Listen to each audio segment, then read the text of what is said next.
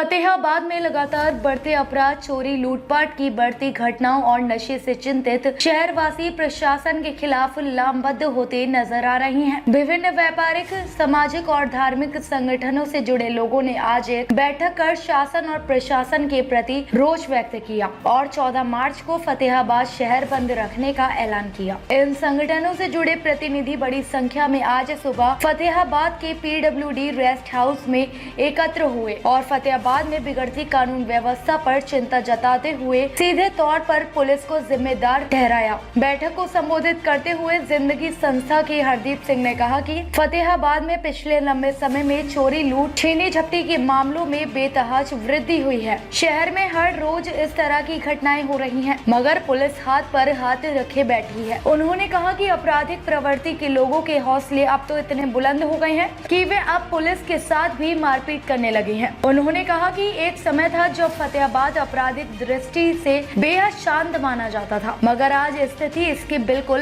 विपरीत है। उन्होंने कहा कि दिन छिपने के बाद महिलाएं तो क्या, आम आदमी का भी घर से निकलना मुश्किल हो गया है। उन्होंने कहा कि बेखौफ बदमाश भरे बाजार में वारदात को अंजाम दे जाते हैं और पुलिस केवल लकीर पीट कर रह जाती है। हाँ जी हरदीप जी, जो आज की जो आपने मीटिंग की है, ये किस बारे में थी? देखिए, ये जो आज की एक बैठक है, जैसे कि आपने पिछले दिनों देखा होगा कि काफ़ी समय से चोरी, लूटपाट और नशा तस्करी की वारदातें बढ़ रही हैं। तो हमने एक आह्वान किया था कि सभी संगठन जो हैं इस मुद्दे पर इकट्ठा हों, कि अलग अलग संगठन अपने अपने स्तर पर लगातार प्रयासरत थे। तो आज सभी जितने भी धार्मिक और सामाजिक संगठन हैं और जनहित में जो सोच रखते हैं व्यापारिक संगठन हैं, वो इकट्ठा हुए हैं और करीब 70-80 के करीब जो हैं संगठन पदाधिकारी यहाँ पर एक छोटी सी कॉल पे इकट्ठे हुए थे। तो आज हमने एक जो सर्वसम्मति से निर्णय लिया है 14 मार्च को मतलब 12 बजे तक का एक बंद का आह्वान किया है पूरे बाज़ार का, पूरे शहर का, ताकि एक मैसेज आए कि शहर जो है अब जाग चुका है। चाहे उसके अपना शहर बचाने के लिए, शांति में वह जो इसकी छवि है वो बचाने के लिए कोई भी कठोर से कठोर कदम उठाना पड़े, क्योंकि आप इसमें जो चेहरे देखोगे सभी के सभी बुद्धिजीवी हैं और लगातार किसी न किसी मुद्दे पर काम करते रहे हैं। तो ये एक ऐतिहासिक पल है हमारे लिए कि पूरे शहर के, चाहे वो महिला संगठन हो, अंजू वर्मा है, संगीता पूर्णामी जी, या महिलाओं ने भी अपनी भागीदारी की है। तो 14 तारीख का जो एक बंद का आह्वान है, एक सर्वसम्मति से वो निर्णय हुआ है। उसके लिए हम जो है अनाज मंडी एक शेड है, भादू जी कौन सा है वो? अनाज मंडी है नहीं, पहले वाला ना, बस स्टैंड के व्यापार मंडल ऑफिस के सामने, व्यापार मंडल जो ऑफिस है उसके सामने जो पीपल है, अपने बस स्टैंड के सामने ही लगा लो उसको। तो वहाँ इकट्ठा होंगे सुबह 9 बजे और उसके बाद पूरे शहर में घूमते हुए अपने बंद के सफल बनाएंगे और फिर DC को मुख्यमंत्री के नाम ज्ञापन सौंपेंगे।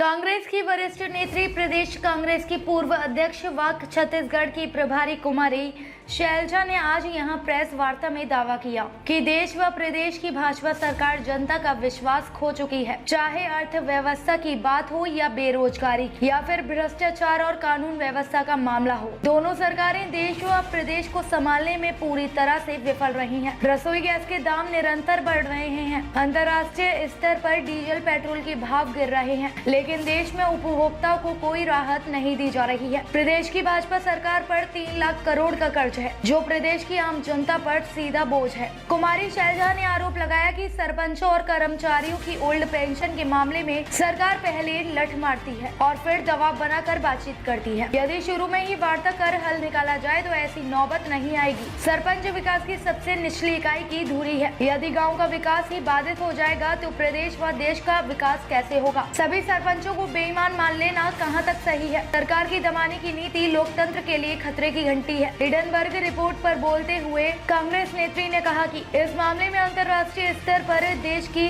किरकिरी हुई है। सरकार जांच ही नहीं करवाना चाहती। हालात ये है कि सुप्रीम कोर्ट को दखल देना पड़ा। उन्होंने कहा कि कांग्रेस निरंतर प्रधानमंत्री से अडानी मामले में सवाल पूछकर पर्दाफाश कर रही है, लेकिन आज तक कोई जवाब नहीं आया। कुमारी शैलजा ने आरोप लगाया कि देश को कुछ चुनिंदा उद्योगपतियों को गिरवी रख दिया गया है।